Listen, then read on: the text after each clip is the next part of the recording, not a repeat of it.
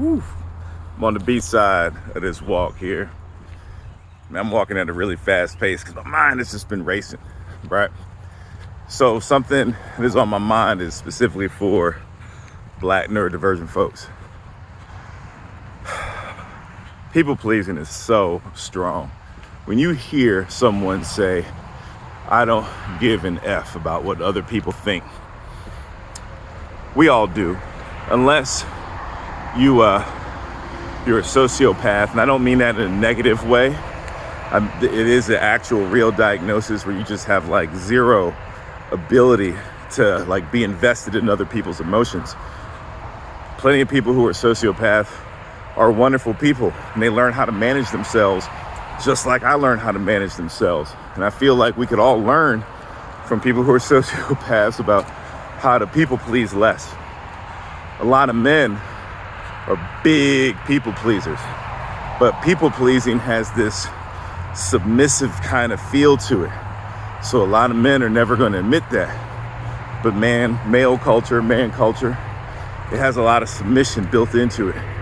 Male culture is way more hierarchical than women. You know what? I'm not going to say that. The hierarchy looks different. It's not way different. It just looks different. But anyway, people pleasing.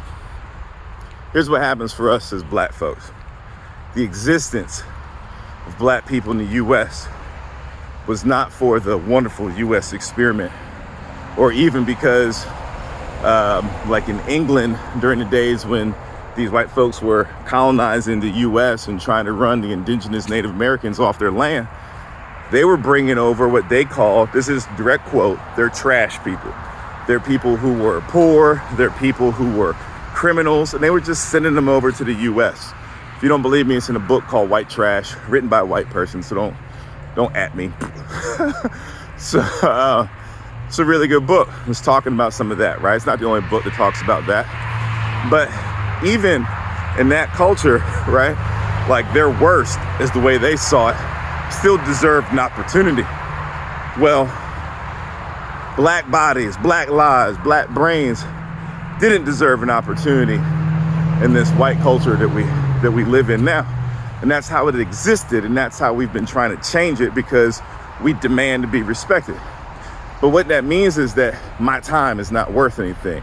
What that means is that my autonomy, my bodily autonomy, is not worth anything.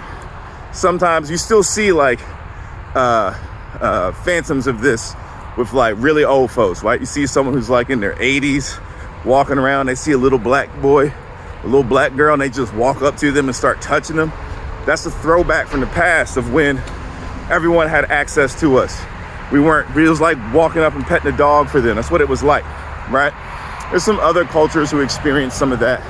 Chinese experience some of that from the Japanese and stuff. And you can see images of it in some of Bruce Lee's old movies too. But that develops a people-pleasing dynamic for Black people that's very strong.